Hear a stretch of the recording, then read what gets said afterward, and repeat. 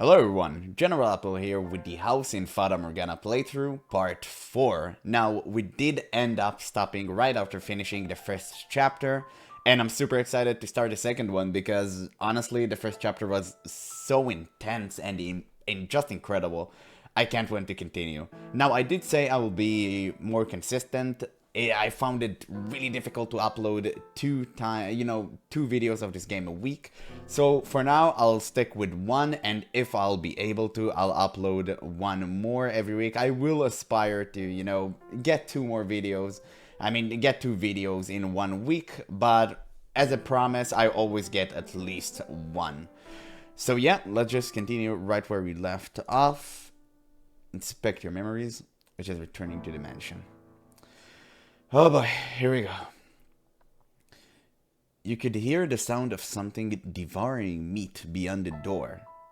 So, we are before the second door. Maybe there was a beast living within. Before you had a chance to say you thought it was dangerous, the maid opened the door with a chilling smile on her face. Your first impression was that it smelled of blood. God. Who is in there? Second door. 1707.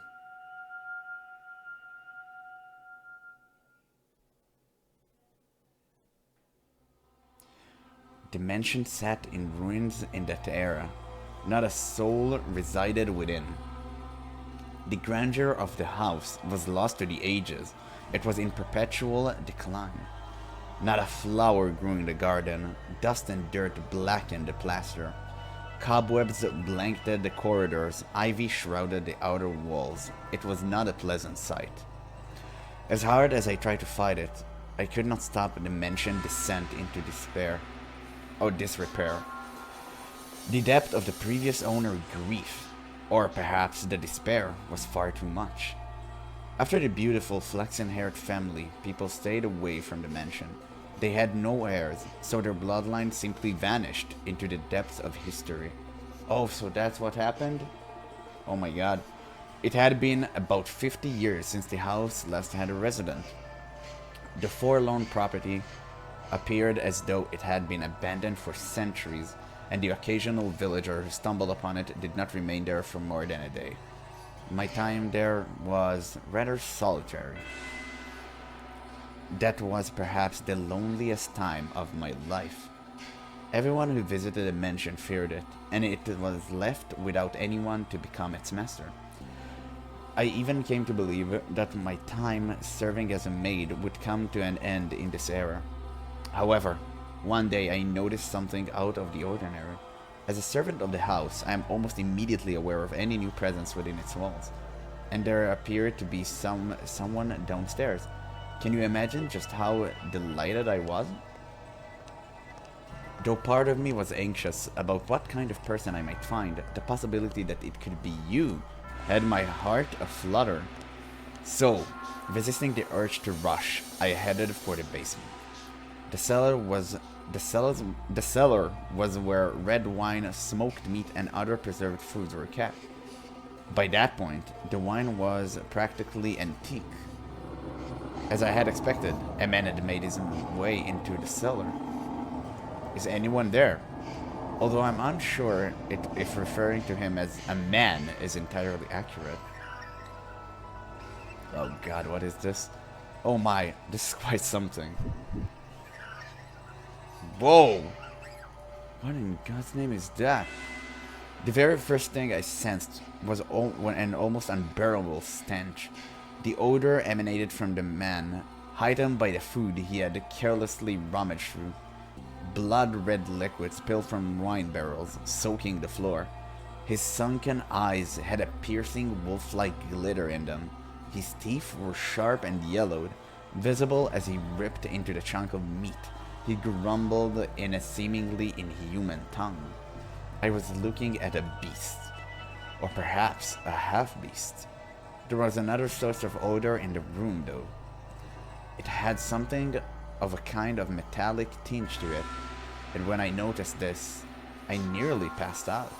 The red liquid was not just wine, as I had assumed. The beast had, I presume, stolen a weapon from the village. A sword, far too nice for him to lay on the floor by his side. I could hardly imagine how many people's lives he had taken with that blade. It was visibly wet with blood, even in the darkness of the cellar, but at the same time, it had an imposing gleam. The fine, luscious aroma of the wine could not mask the stench of blood and the beast. Holding my breath, I took a few moments to ponder. Ponder what? Oh, master, you know. The mate. Tell me, were you summoned here by the mansion? Did you come here knowing what kind of place it is? If you are in want of money, you are welcome to help yourself to some of the furniture. And I imagine the villagers would be willing to welcome you if you dressed up yourself a bit more like a person. I'm not sure about that. Dude, look giga scary. Then, you can trade the furniture for food and make your way to a larger town. The wolf was able to fool the innocent little girl simply by putting on clothing after all. Oh. Oh dear, I was afraid you wouldn't understand me. What am I to do? I was in quite the predicament. Nevertheless, it meant a great deal to me that I had found someone who did not fear the mansion, be they human or beast, so I decided I should give him my assistance, while doing my best not to agitate him. Say, could you perchance be my new master? Whoa, that is wild. The stories jumped such a huge leap. It honestly took such a huge leap. The mansion set near the ocean. To say it was perched upon a cliff make it sound rather intimidating. But you could see the beautifully clear sea through the windows, a glittering expanse of emerald and turquoise. If the mansion had been in proper condition, it would have been breathtaking against that backdrop. I even wanted to plant orange trees in the garden. Though it was a tumultuous era, the sun still shone bright upon the land, which only served to emphasize the house's unsightliness. Oh yes, perhaps I should give you some more background information. At that period in time, a war had just drawn to a close. The once gorgeous wetlands were infested with crows picking at decaying remains. Bodies of soldiers fallen in battle continuously washed up on the shores of the coastal villages. The people wanted nothing more than the curtain to draw on the deeply political contest. And when it finally did, the kingdom with its richly fertile shores were stripped of its independence, beginning a new era under a new rule. So they were conquered. The people were exhausted, their spirits wasted away, and the splendor of the ocean and the sky did nothing to help. In my mind, the beast was emblematic of the time, emaciated and enveloped in the scent of blood. But the war came to an end. Thus, the beast did not have to remain a beast, I thought. Did he? And so, I endeavored to make the beast more human-like. First, I need to do something about his appearance. I would draw a bath, scrub away all the filth, and dress him in clothing left in the mansion. However, having sat unused for 50 years, the majority of garments had been devoured by insects and were of little use. So, I searched the mansion, top to bottom, for anything the beast could wear, heated up some coals, and set to work ironing what I found. Wow, that is super interesting. So, what is this beast? I guess it represents something. It's not really a beast. At the time, steam irons had not yet been invented. We used plants of iron heated with coals. They somewhat resembled kettles. I even prepared meals for the beast in order to teach him proper table manners. Although, with the mansion in nearly uninhabitable state of disarray, there was only so much I could do in the kitchen. And the only supplies I had to work with was what was left in the cellar. As such, I was not able to put to use the cooking skills I had learned in the Flex Inherit family time. And obviously the maid clearly lives forever or represents something, so that's also interesting. Now, you mustn't eat with your hands. Do you want to get your fingers and face dirty? You eat using a knife and fork. See? Like this. I feel like I'm teaching a young child. Oh my, what are you holding your head for?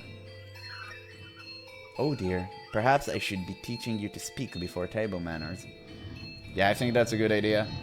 Worry not, we have plenty of time. You needn't act so frightened. Or perhaps you do not want to be understood at all. Would you be so kind as to tell me your name? You are, for now, still a guest.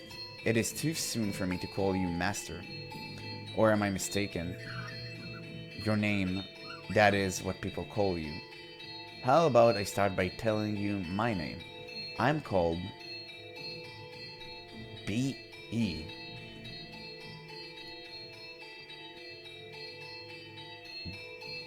Bestia. Bestia. Your name is Bestia? Yeah, I'm gonna say it Bestia. I see. Then that is what I shall call you. Bestia. Or Bestia. Yeah, Bestia seem way more reasonable. My, you seem to be rather perplexed as to how I was still alive. He had, in fact, attempted to cause me harm, however. I am a servant of the house. The beast called himself Bestia. It is a curious thing. When I learned his name, he seemed to take on a new importance in my mind. He was not a mere beast, but a thing called Bestia. Master, should I ever have the chance to hear your name, I am certain you too shall become more substantial a presence. But you must always remember, Master, that even if you do not remember your name, and even if you never know mine, you have always held a special place in my heart. And thus began my tranquil day with Bestia. Slowly he began to learn the human tongue, and I was, to be quite honest, rather thrilled. To be certain, I was afraid of the beast, but my fear was not so strong as my allegation that was someone else in the mansion, someone to whom I could speak, and someone that might become my master. Come now, you must pull weeds out at the roots, or they will soon grow back. This is a task that required perseverance. You do it like this, see? There you go. Grass. Oh, did you not expect that? What appears to be many plants on the surface, it's actually all connected within the soil. This is a task that requires immense strength. If there were other servants, they could do it. So I apologize for making you tend to the garden, future master. Or perhaps, now that you're all dressed up, do you wish to leave the mansion and find someone to fool as the wolf did a sweet little girl? Have you no interest in remaining in such disheveled house? Oh, he said something, my bad. NT. Go on. Not want leave. Oh my, is that so?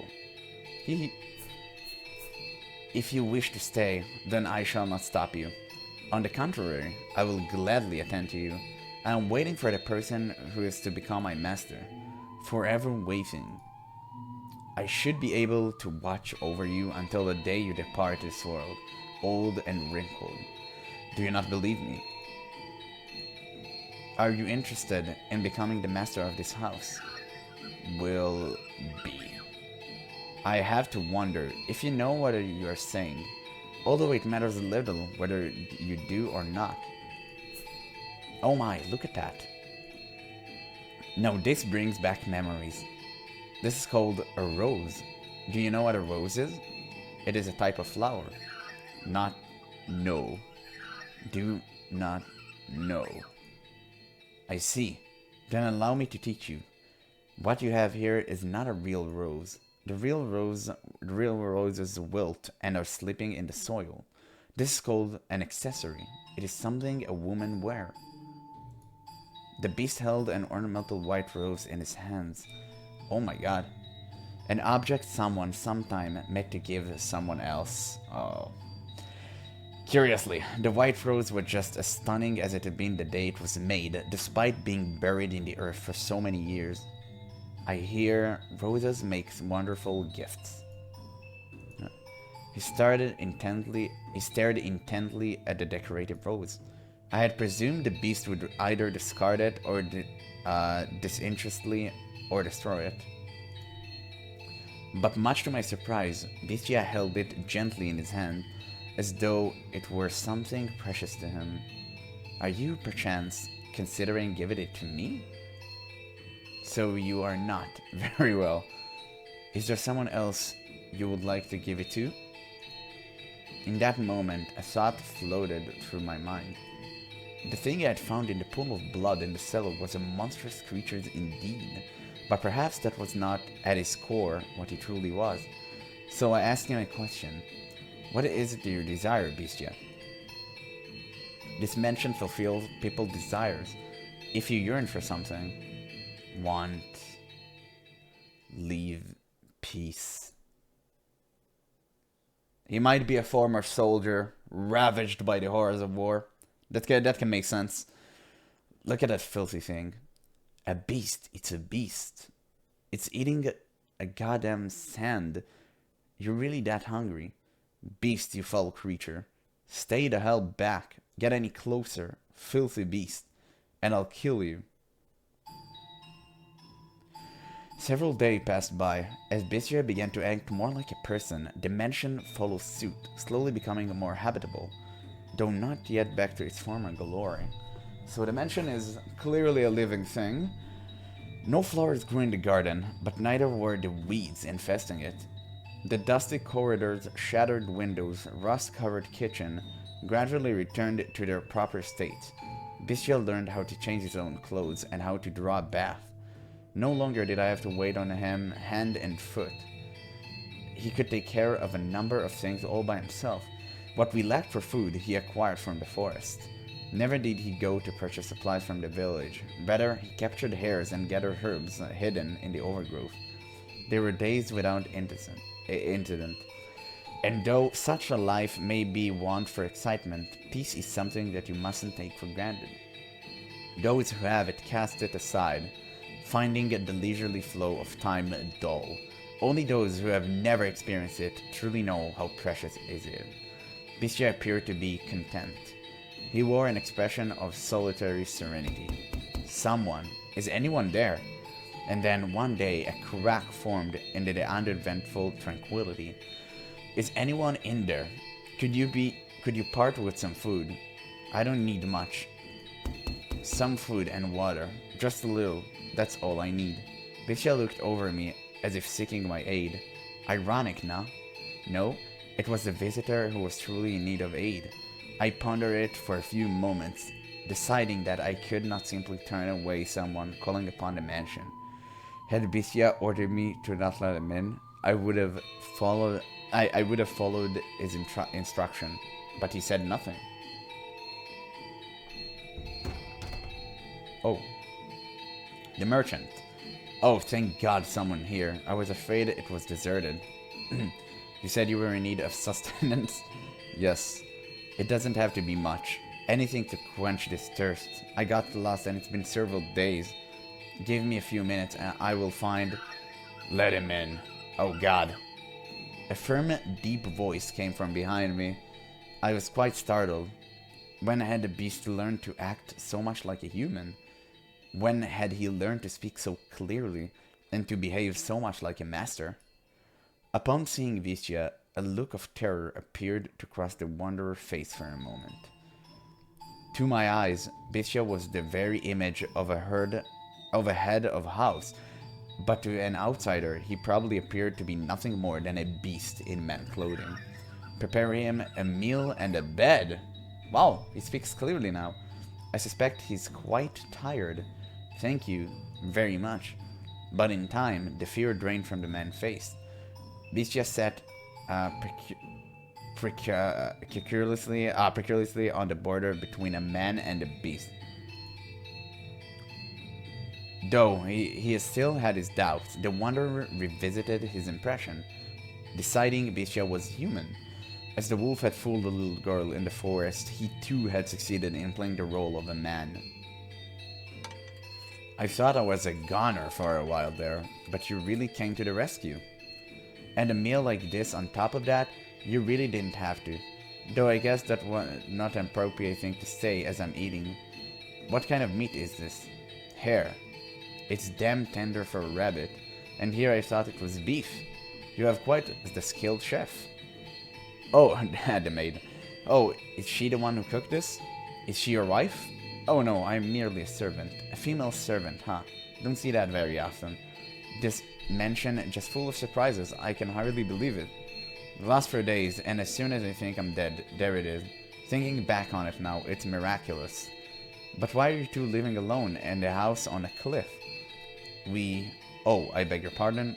Asking so many questions without telling you about myself. My apologies, I'm just a little too excited to finally see other people. I'm a merchant. I do international trade. Until a very few years back, spice exports pretty much all came from one place, but now we're established trade routes of our own. My country's fighting tooth and nail to push its export. And in fact, some have lost a few teeth in the fight already. But that's just how it works. It's a cutthroat world. You do what you must do to survive. That's just how it works, the merchant said, a sorrowful look on his face. He was quite clearly putting on a show, though. Confidence in himself and his homeland radiated from that man. I came to this land to do business, but much to my chagrin, I somehow ended up lost in the forest. Had I wandered around for much longer, I had lost the chance to ever see my beloved again. Your beloved? Yes, sir. Yes, sir. I'm constantly out on business, so we only get to see each other a few times a year. But she always waits for my return. That's lovely. I'd like to introduce you to her if I ever get the chance. She's a pretty girl, if not especially striking. Is that so? The merchant was a man of many words, and I, for one, do not mind a lively supper table. Though I know not how Bitya felt, at the very least, I was glad we had invited the wanderer into the mansion. He was, after all, holding a proper conversation with someone, and he seems to be having success concealing his piercing, beast-like gaze. However, alright, I stopped by the village before entering the forest, and I heard a bone-chilling tale there. As soon as the merchant brought up the subject, a palpable tension spread through the room. They say there have been sighting of a beast. It's a creature unlike anything anyone's seen before. Not a wolf or a bear or anything like that. It even attacked the village one, killing several people. Thankfully, the men managed to drive it out. But the creature is still alive. There's nothing in this world scarier than a vicious beast. So you should keep an eye out. Wouldn't want to accidentally let a murderous beast into your home. At the villager's insistence, I had the Smithy forge me a knife. Is that knife, huh? Would you now? Well, yeah, I've got it on me. Only good to defend myself with. But it's better than that knife. You brought that knife. You're here to kill me with that knife. What? You're going to stab me again and again with that knife, like they did last time. That's why you're here, isn't it? What? What are you talking about? What's gotten into you? Stab and stab and stab. Calm down. Why are you so worried about? I'm not going to hurt you with this. Oh my god. He's reverting. What did you say? I like to imagine that before the wolf ate the poor little girl, he said, is this what I always look like? That beast. What's your problem? What's wrong? Talk like a human. It's me. Stop. Stay back. Get any closer and I'll stab you to death. You act like you only just realized I'm a beast. That's right, I'm a beast. I killed them. Stay back. And I'll do it the same to you. Help! In his hand, Bisha held his sword. Perhaps it has been hidden under the table, or maybe behind his chair. Regardless, it was though he had expected this to happen. The merchants kicked aside a chair, attempting to flee, but Beecher closed the distance in an instant, knocking him back. He lost his balance, slammed against the wall, but he still made it to escape, though the beast stood blocking his path. No, please stop this. Don't kill me. My beloved is waiting for me back home. I can't leave her behind. And why should I care? Oh my god. Oh no, dude, no. Shame on you. Shame on you. A dreadful scream echoed through the dining room. I reflexively covered my ears. Please help. Someone. Anyone. No, no one is going to come for you. This mansion a long way from town. Help. That woman, where did she... Why isn't she here? She was just... Nah. You'll kill me if I don't kill you, and so I mustn't show you that I will. Must show you that I'm serious. I must kill you or you won't understand. You just won't understand. If I don't show you firsthand, you won't understand. I'll make you understand. I'll make your flesh and bones understand. I'll kill you. I'll kill you. Kill you. Oh god. Monster. That's right, I am a beast. I'm pretty sure this is a metaphor for a soldier who lost in mind, or is lost in mind during battle. Oh god. He just thinks everyone is an enemy. He constantly laughs. They had been enjoying a peaceful meal around the table together just minutes earlier. So what had triggered this? If I were to guess, the mention saying the word knife is what caused the beast to snap. A simple, small thing set him off. I could not comprehend it. Bisha, who had said he wished for peace, was staring down at a ravaged corpse of the merchant, with a look of ecstasy on his face. Master, can you understand how he felt? Even just a little. Did he not yearn for peace, but for slaughter? All right, that does it for today's shopping. And now, the moment we all been waiting for. Snack time. That's right, Pauline. There's nothing better than having a ham sandwich in the park. Oh dear, maybe I should lower my voice when I'm talking to myself. But it's so nice out, I just can't help myself. Does the weather have anything to do with talking to oneself? Not important. Food. If he were here, it would taste even better. I wonder when I'll get to see him next. Pauline. There you are. What got you so frazzled, Mom? Oh, Pauline. What is it? Did something happen? What's the matter, Mom? Mom? Pauline. This isn't like you, Mom. It's not like you at all. Tell me, what happened? I told you to stay away from men who trade. Oh, God, she's his wife? Oh, Pauline, my dear daughter. Why must God be so cruel to such a sweet girl? You're hurting me, Mom. Don't squeeze so tight. What's gotten into you? Listen carefully, Pauline. You must be calm to hear me out, understood? Your lover, the beloved man you wait for, is dead. Oh, God. What a shame.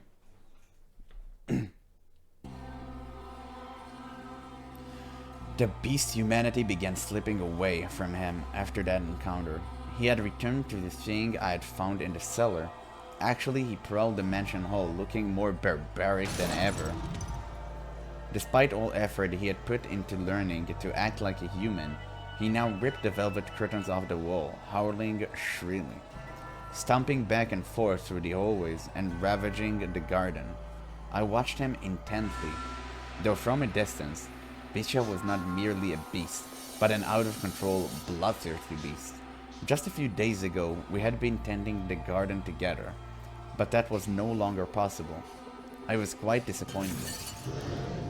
Eventually, Bisha discovered my hiding place. I had not felt regret in a very long time, but I felt a deep regret in that moment. More! Don't have enough, not enough, I need more, I need more. I must satisfy these urges. Are you saying peace was not enough to sate you? Did I mishear you when you asked for peace? I was mistaken. Asking for peace won't solve anything. Blood, despair, eyes filled with terror. These are the things I need. And I've always known it. You said this dimension fulfills people's desire. Then, give me prey, no more hairs, live humans. Why did I ever teach him to speak human language? Before long, Dimension granted his wish. Once a week, a villager or traveling merchant from somewhere would wander into the forest, ending up at Dimension on the cliff. Though something felt suspicious about the man who greeted them at the door, on the surface he looked like a proper nobleman. So they all eventually chose to trust Beastia. Oh my god, so the mansion is actually luring them in. What a cruel man. The mansion had an air of loneliness about it, but it was adequate to provide rest for their weary feet. There was food and a bed, and the most comforting of all, there were other people. The lord of the house treated the lost souls like esteemed guests. He poured them fine wine and had me cook for them. No one suspected the slightest that he was a beast. He put on a reasonably convincing act, because, yes, I taught him how to behave like a master. The visitors all went to bed contented. But, as I'm sure you can imagine, master, they would never see the light of day again. The penetrantly bright sunlight, particular to this area. A beast! It's a beast! You disgusting creature, you hideous monster, kill him! If that's how you humans want to do things, then I'll play your little game. I'll play it even better than you. I'll kill you, I'll slaughter you. No, please don't. Oh my god. That's it. Cry for me, beg for your life. Pray for mercy, weep and struggle and suffer and die. No one understands, and no one can possibly understand my despair. What did I ever do? Was it just because I'm a beast? When did I become a beast? Why do beasts have to die? Beasts are savage, and so they must die. I am a beast, therefore I am a savage. In which case, I'll kill them. I'll show them what makes a beast so terrifying. Oh, God. Moonlight crept through the torn velvet curtains, shining down upon the blood-soaked beast. It was a sight that would incite terror in anyone. Look at this. No one can stand up to me. Humans have no chance against the beast. More. I need more. Give me more prey. Dimension continued to say the beast demented the cravings, sending not one but multiple villagers into his claws, into these blood-stained walls of which echoes his monstrous howls. Stop, please, I beg in you, spare me, oh god. Sorry, I'm not familiar with your god. Beasts have no need of gods. I have a wife and a son back in the village. Please let me return to them. Why don't you bring them back to me? I'll send them to the same place you're going. Wow, dude, what a shame. Oh, we can see it's more human now. I'm with a child. Please let me go. Are you now? In that case, I'll kill the baby first. Wow, what a cruel beast. You damned monster. That's right, I'm a monster. And by killing, no one can defy me. I have to show the world that beasts are the most frightening things on this earth. The beast began to change his style, making sick banquets out of his kills. Some days he will tie his guests up in the cellar, playing with them for hours until they finally died. Some days he will drain them of their blood and bathe in it. Oh my. Some days he would spread them out on the table and feast upon them. That is revolting. He must be put down. Every week, another atrocious party. He did everything imaginable. As a faithful servant of this house, I'm confident I can do most anything I'm asked for. Though you can surely imagine my surprise at having to use cooking skill I learned was solving the flaxen-haired family to do that. I can only wonder if it actually tasted any good. Beast's peculiar sword was always with him for his twisted banquets of self-gratification. However, much blood stained it, it never lost its sheen. It was as though the sword drank out the flesh of humans. Master, can you imagine just how wretched I felt? The mansion, once a beautiful sight to behold, reeked of death and acrimony. The stench of rotting flesh seeped up from the cellar. Even the years it spent forsaken and in ruins were preferable to that. Or perhaps I only had myself to blame. It was I who had invited the beast into the mansion. More, not enough. This isn't enough to satisfy me. But Bisha still sought to hold more of his perverse parties. Lost villagers were no longer enough to quell his urges. He was indeed a genuine beast. And in time, this is what I began to wish for. Can't you get me any better prey? Something truly exquisite. The perfect prey to quench this maddening thirst of mine. Do you know what he meant when he asked for perfect prey, Master? Perhaps a hero, someone courageous enough to stand up to him, with whom he could enjoy a battle to the death. Perhaps a dazzling young nymph to satisfy his other primal urges. Or perhaps that what he wanted was not human at all, but a demon or a phantom. I would soon find out, as the mansion attempted to grant his wish, bringing yet another guest to the house on the cliff. If the devil guides us, if God guides us, then perhaps I could accept that this was his fate. This was fate. Then it makes sense that I'm here. Is anyone there? I've lost my way. Would you please be so kind to spare me a little food? Ah, there it is. There comes the poor little offering. They never learn. They just keep coming again and again. The mansion keeps granting my wish. I would be glad to provide you some food, and you are welcome to stay the night and get some rest. I will have room prepared. Oh, then the white-haired girl? What? Oh my god. Then I suppose I shall take you up on your generosity. I have been wondering for a very, very long time. What was that, Master? You recognize her. I imagine you would. That white hair, those red eyes, the skin the color of freshly fallen snow, and that flawlessly beautiful visage. You could not possibly mistake her for anyone else. And no, it is not someone who happens to resemble her. I can't understand why you'd be surprised, Master. At first, I could hardly believe it my own eyes. The wandering knocking on the door this day was the very same fair-skinned young woman who visited the mansion so many years earlier. The white-haired girl must have spent many a night in the forest. Her crystalline skin was covered in red scratches from where she brushed against the stray branches and tree bark. She had even lost her shoes and was standing there barefooted, looking quite disheartened. But that did not make her any less beautiful. In fact, you could just imagine the dense forest canopy parting to allow the sun to shine down upon her. The beast appeared surprised by her angelic beauty as well. It seemed as though all the madness drained from him in that moment. He said nothing, but his eyes told all. He was entranced by the sight of her ruby-red irises and the pure white hair. Pardon?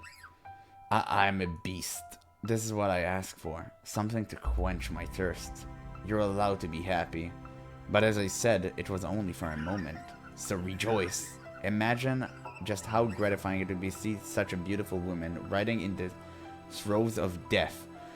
Follow me. I will have a bath thrown as well. And once the moment had passed, the beast was barely able to contain the wellspring of madness within himself. He wanted nothing more than to run his sword through the white-haired girl that very instant, to torture her, to defile her.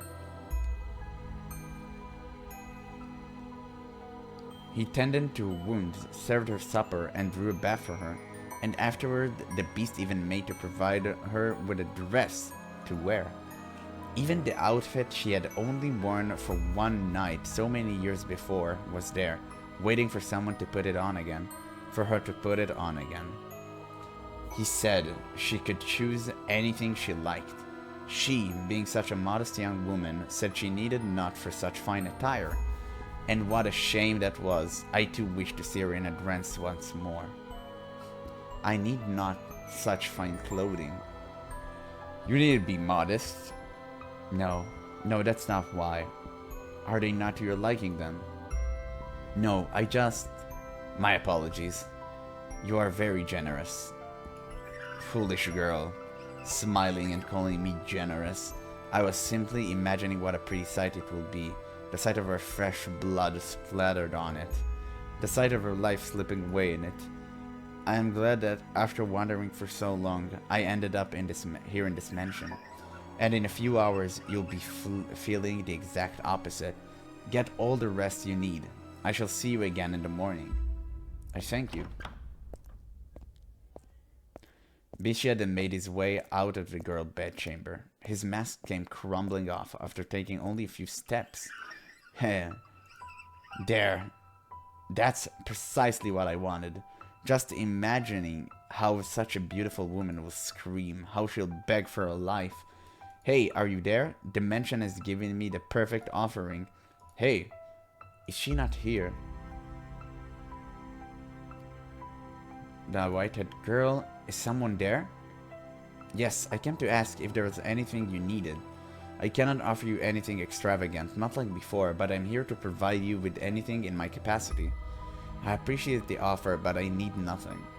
Being allowed to stay at the night is more than enough. Do you work here in the mansion? Yes, indeed I do. I have been for a very, very long time. A very long time. You might still think this is an odd question, but have we met before? Something about you seemed familiar. And I get the feeling I've been in this mansion before, so she does not remember. Yes, we have met. It was quite some time ago, though. Then, was it? It was an unimaginably long time ago. Do you remember a boy and a girl with flaxen hair? Flaxen hair. I apologize, my memory fails me. Do you not remember me either? I see. You should probably not push yourself to remember then. There were joyous time and there were less than joyous time. But would you be so kind to answer one question?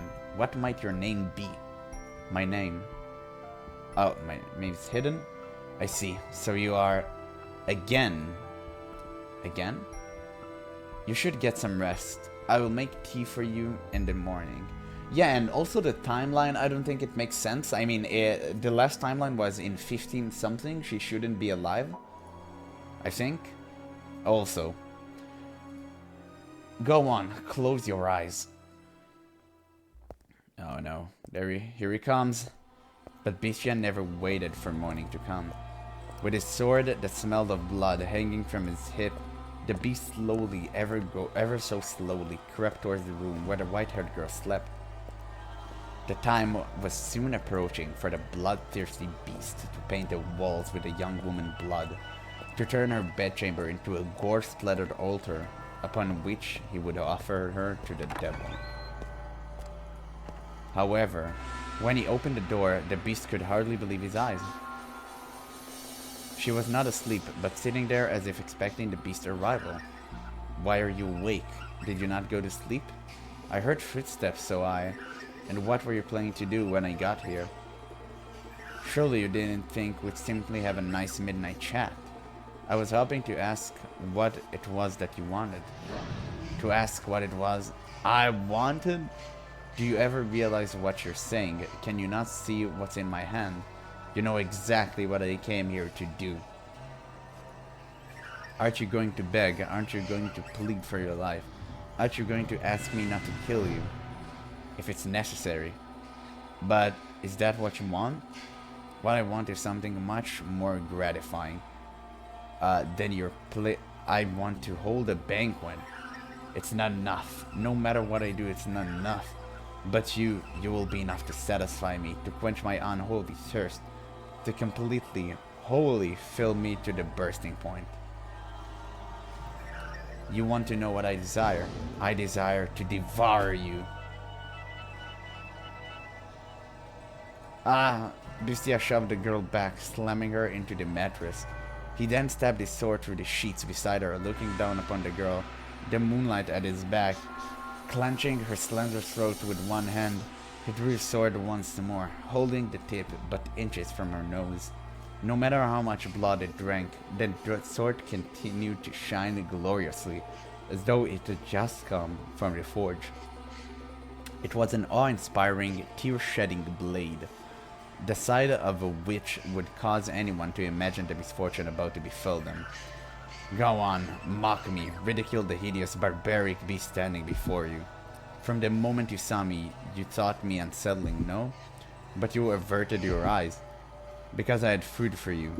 Because I gave you a place to rest. You pretended to not notice the beast. This is retribution for you damned humans. So beg for your life like they all do. Cry, plead for mercy. If you say that you're ugly, then I must be equally ugly. What came from the girl's mouth was neither a plea nor an insult nor a scream.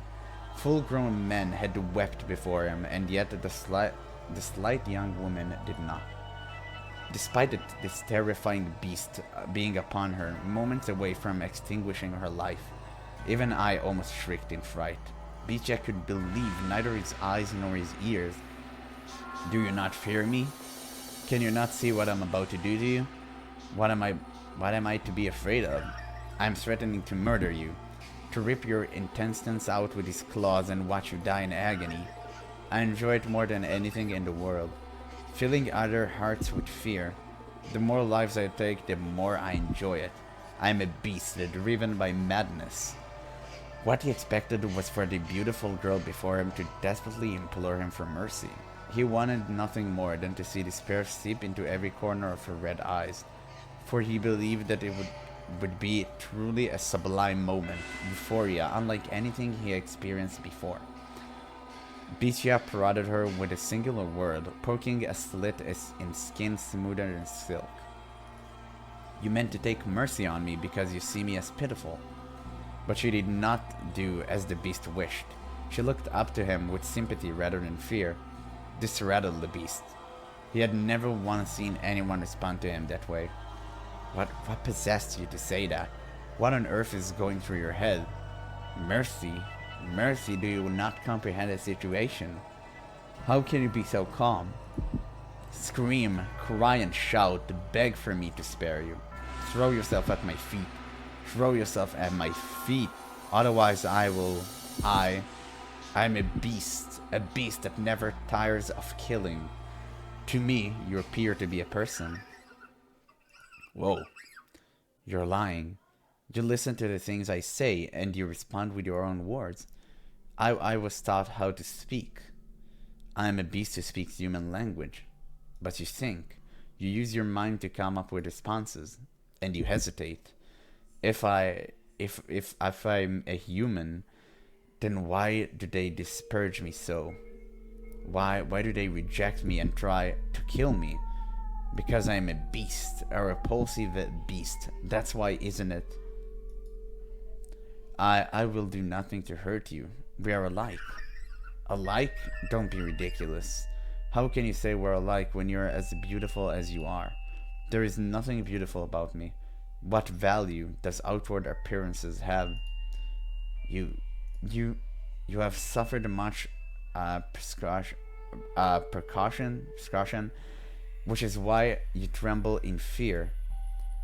I am not trembling. I am not afraid. I can hear the cries of your heart. What on earth is wrong with you? Why are you not afraid? Why do you not scream in terror? I am afraid, but more than fear. I feel like I know now what my role is. Your role? If you will have me, then I would like to remain here in the mansion. Are you mad? I will eventually kill you, torture you, put you through hell, make you wish you were never born. That does not change my mind. Please allow me to stay. I find it very hard to believe that what you want deep down is to hurt people. And I get the feeling that I'm meant to be here. That is my role. Bitya was at a loss. He was perhaps afraid of this girl who did not fear him, and even attempted to embrace him. She behaved too differently from all the other humans he knew of, who only ever harassed and pushed him away.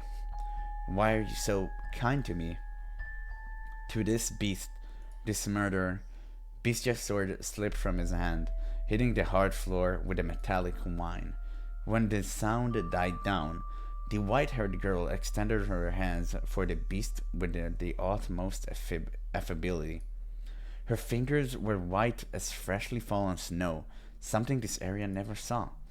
They traced his distinctive frame, they ran along his unusually shaped nose, they slid across his rough, yellowed skin, they drifted around his rather small eyes. The beast rumbled once more, this time not out of twisted desire from deep within, but from the unimaginable comfort of physical contact. Her fingers moved so gently, so pleasantly, wrapping him in their warmth. Are you crying? A single teardrop slid down the arc of her finger. Looking into her clear eyes, Bisha came to realization, and at the same time he felt somewhat dismayed. You are without a scythe. Taken in the throes of his primal urges, the beast had not noticed, but there was an emptiness in the girl's eyes. She appeared to be gazing far into the distance, not focused on the man despite being so close enough to touch him. Tears had begun running down Beast's cheeks earlier, when she had called him a person, but it was not until one of these droplets had slid across the back of her finger that she had realized. She would indeed have no need of extravagant dresses after all. She could not see what she was wearing. That is correct. I am blind. But those who ever decided that reality is only that which can be seen. I know not what appearance I have. In the darkness, everything is as one. There is no difference between a beast and a man. If you are a beast, then I too shall be a beast.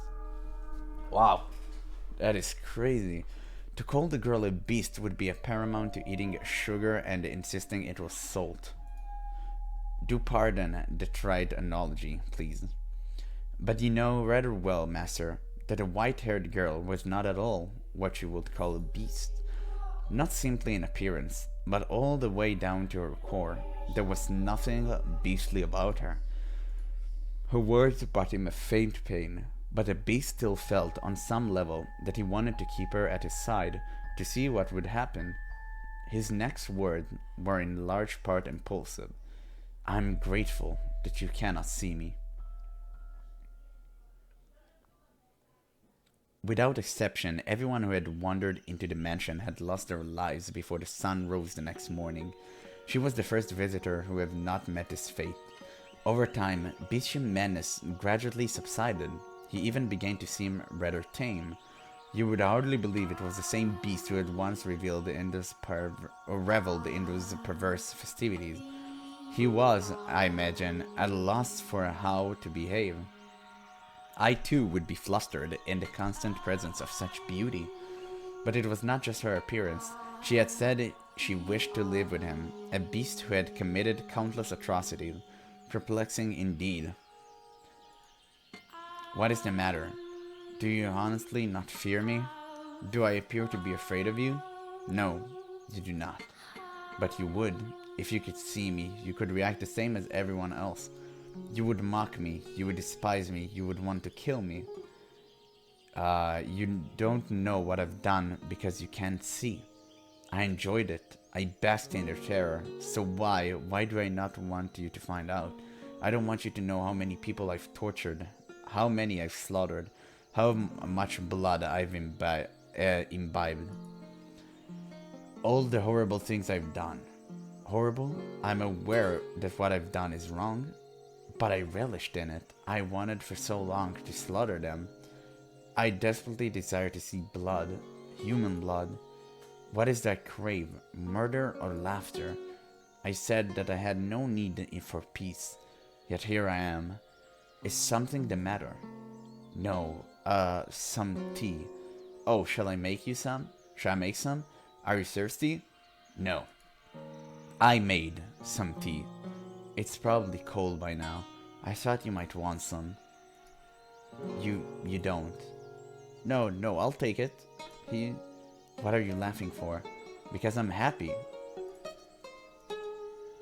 It is to your liking. It's bitter. Their life together began quietly, their days without event. They had no extravagant meals, there were no swaths of guests lending life to the mansion hall, but there was also no one screaming in fear for their lives.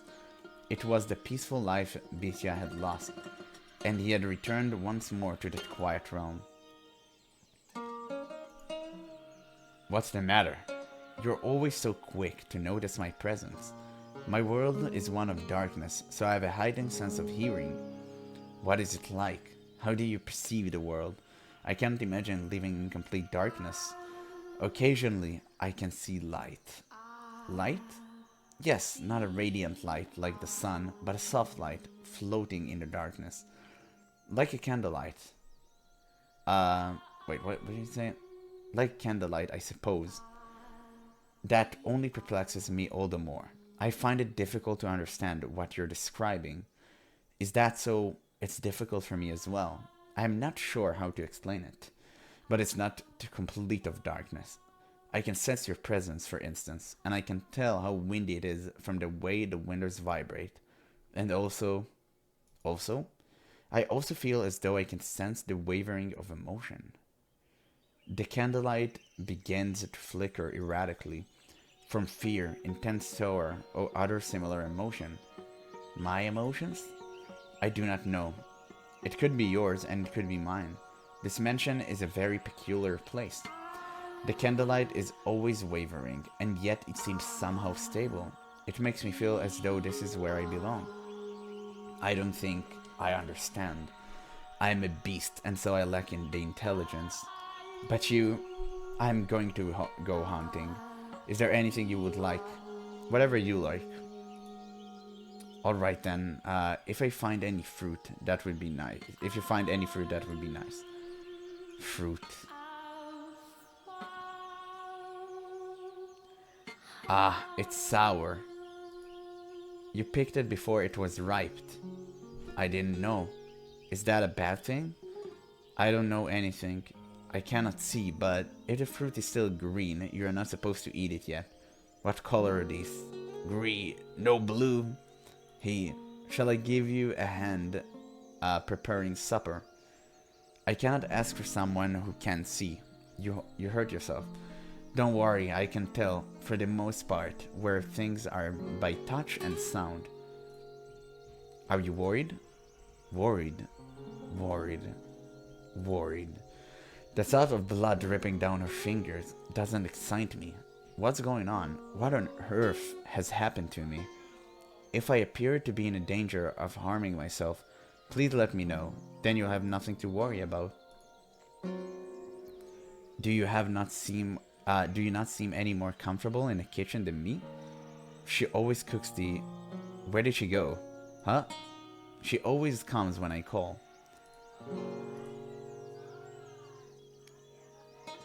I had hidden myself away.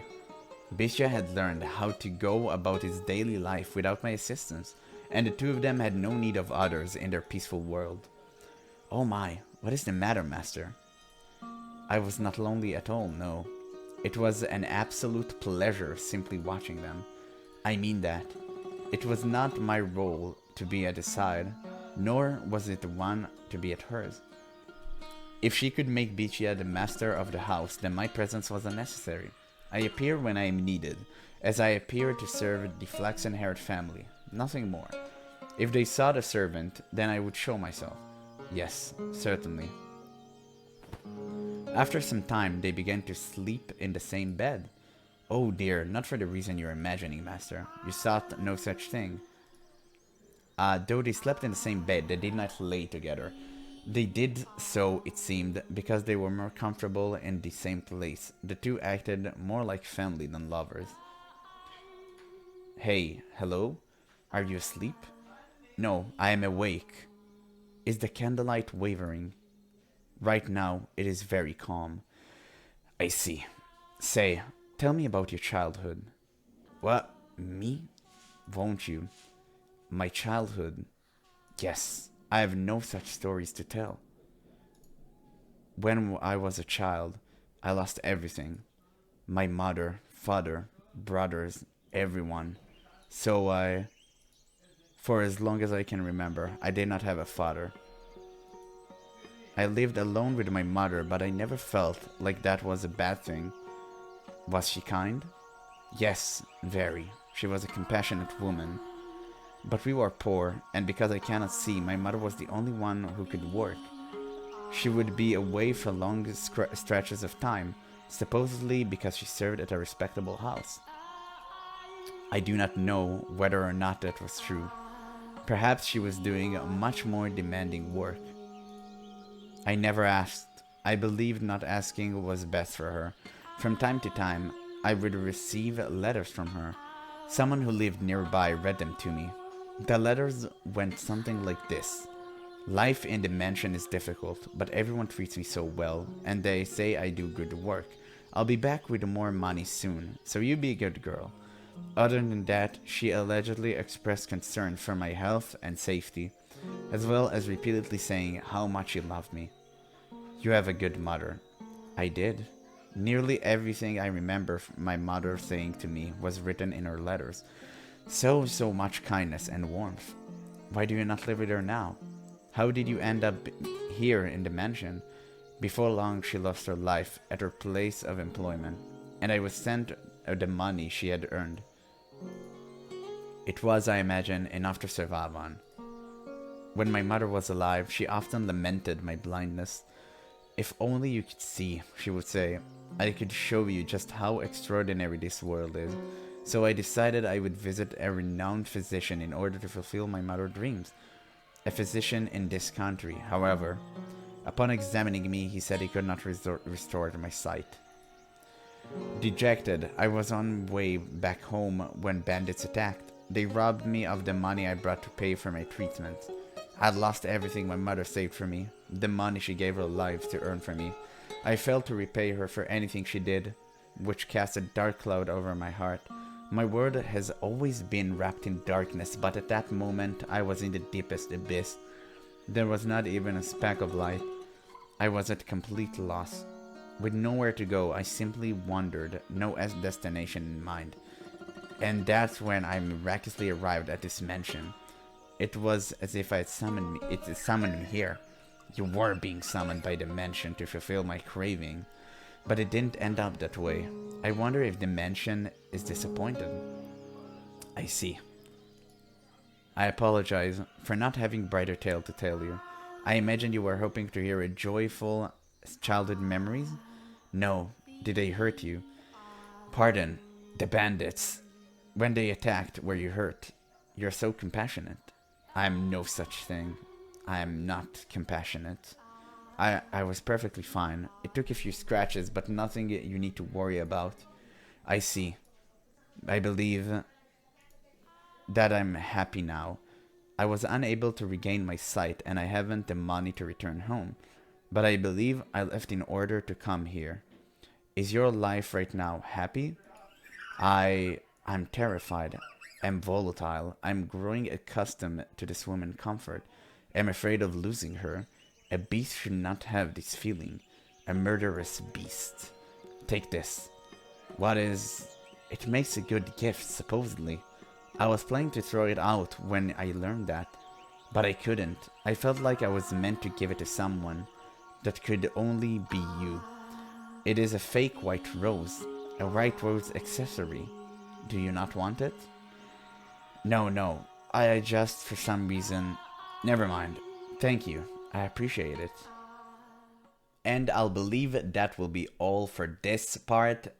We do have guests, so apologies if there has been a little bit of background noise, even though I went through the recording and I couldn't hear anything, simply because this microphone is actually really good at canceling background noises.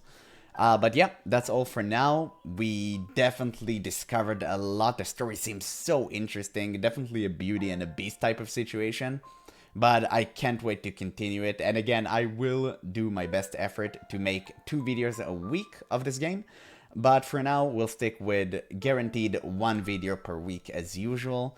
But that's all for now. So thank you guys so much for tuning in. And I hope to catch you on the next one.